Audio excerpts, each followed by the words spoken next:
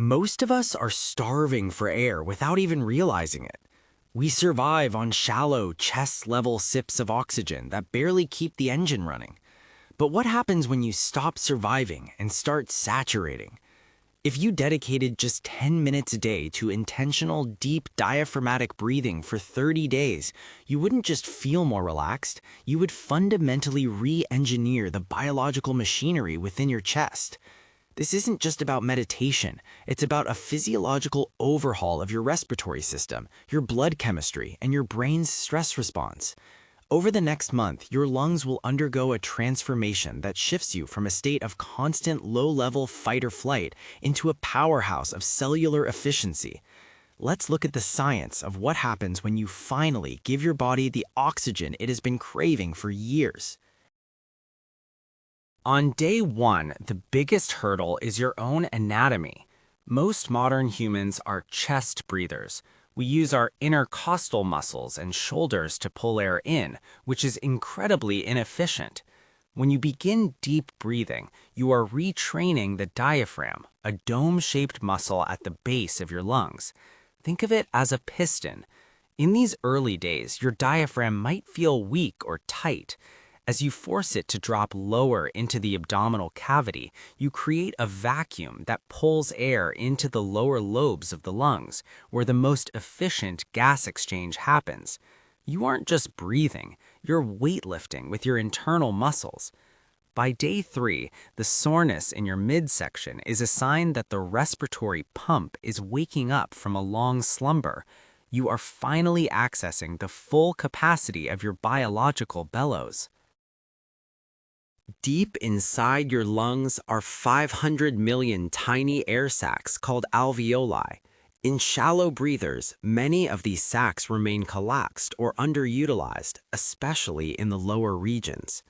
By the end of the first week, your deep breathing practice begins to perform recruitment.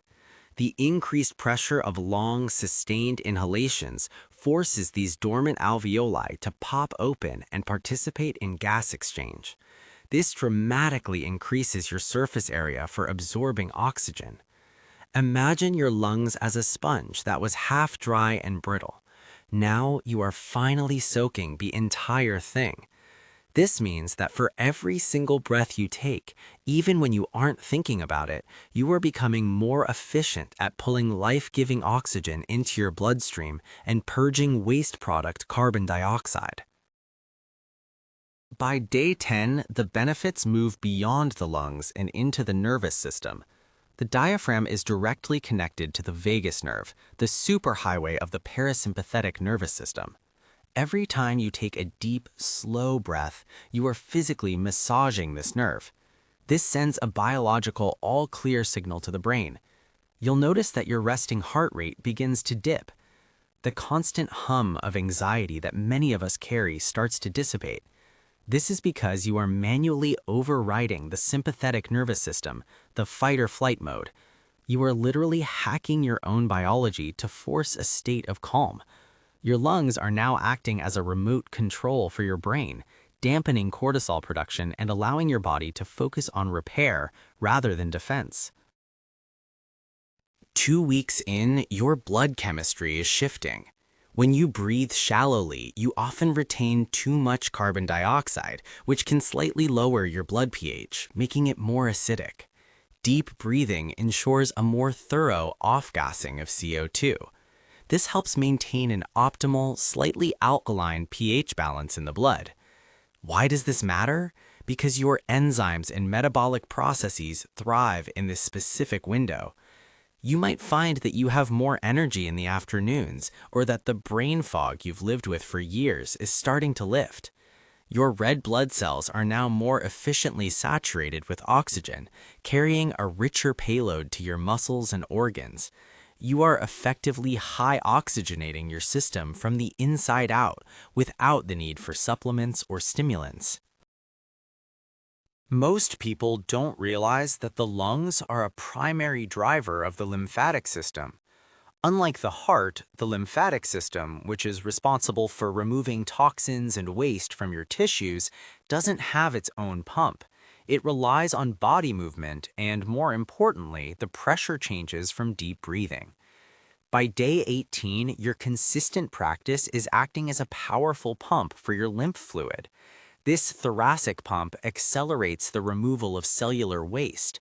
You might notice less puffiness in your face or limbs and a general sense of lightness. Your lungs are now functioning as a secondary circulatory system, assisting your body in its natural detoxification process. You are breathing your way to a cleaner internal environment. As we enter the third week, your physical stature begins to change. Deep breathing is incompatible with a hunched over posture. To get that full lung expansion, your spine naturally straightens and your chest opens up. The muscles between your ribs, the intercostals, have become more flexible and strong. You may find that your lung capacity, measured by how much air you can expel, has actually increased. You are no longer compressed. This structural change has a psychological effect as well. An open chest and upright spine are signals of confidence and dominance. Your lungs have literally forced you to take up more space in the world, changing how others perceive you and how you perceive yourself. By day 21, if you engage in any form of exercise, you'll notice a radical difference. Your gas tank is larger.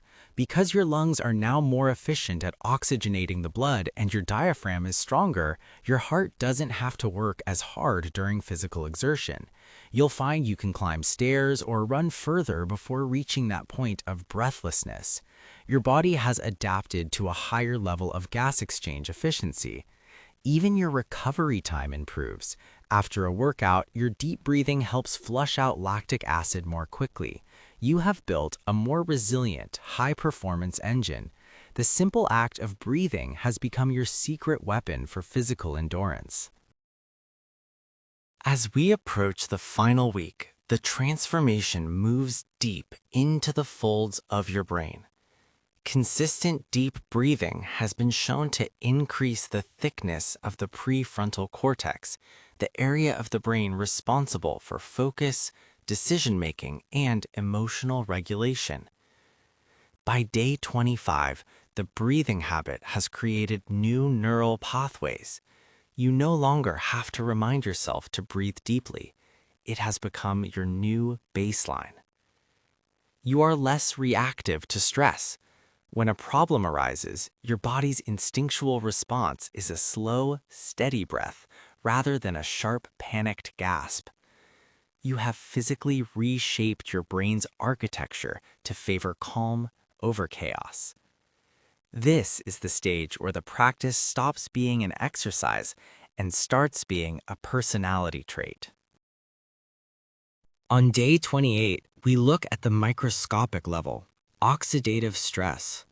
While oxygen is necessary for life, the way our body processes it can create free radicals. Interestingly, controlled deep breathing, especially when it involves slow exhalations, can reduce oxidative stress markers in the body. By optimizing your breath, you are reducing the wear and tear on your cells. Some studies suggest this practice can even influence telomere length, a key marker of biological aging. You aren't just improving your current quality of life, you are potentially slowing down the ticking clock of your cells. Every deep breath is a deposit into your long-term health bank, protecting your DNA from the corrosive effects of chronic stress and poor oxygenation. The penultimate day brings us to the night. One of the most profound changes after 30 days is the quality of your sleep. Because your nervous system is now trained to reside in a parasympathetic state, the transition into deep, restorative sleep becomes effortless. Deep breathers often experience an increase in heart rate variability, a primary indicator of recovery. You might find that you no longer wake up feeling groggy, but rather sharp and alert. Your lungs have spent the last 30 days clearing out the stale air of your life, and now your body can finally rest without the undercurrent of physiological stress that used to keep you in a state of hypervigilance all night long. 30 days have passed. What started as a simple exercise has become a systemic revolution. Your lungs are more elastic, your blood is better buffered, your heart is calmer, and your brain is sharper. You've moved from shallow survival to deep, resonant vitality. But the most important takeaway isn't just what happened in the last month. It's the realization that you have always had this tool.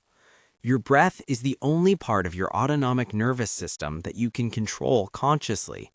It is the bridge between your mind and your body. As you move forward, remember, every single breath is an opportunity to reset, to recharge, and to reclaim your health. The revolution is right under your nose. Will you keep breathing, or will you start living?